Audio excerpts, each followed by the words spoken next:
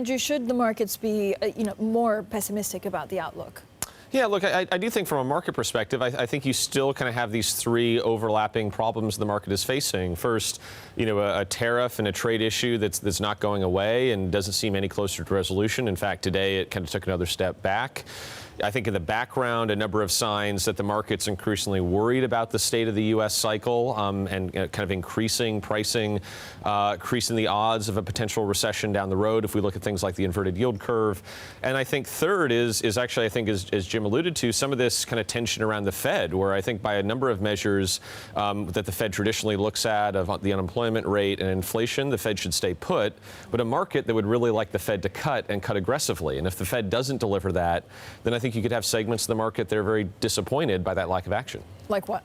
Well, I think the corporate credit space is one that's outperformed so far, somewhat surprisingly, but I think outperformed on this expectation that the Fed will move in and provide support. Yet, I think historically, when you see environments when the data is deteriorating and the Fed's cutting, credit tends to do quite poorly in those scenarios. So I think the credit market is somewhat vulnerable here to those expectations and to any deterioration in the data.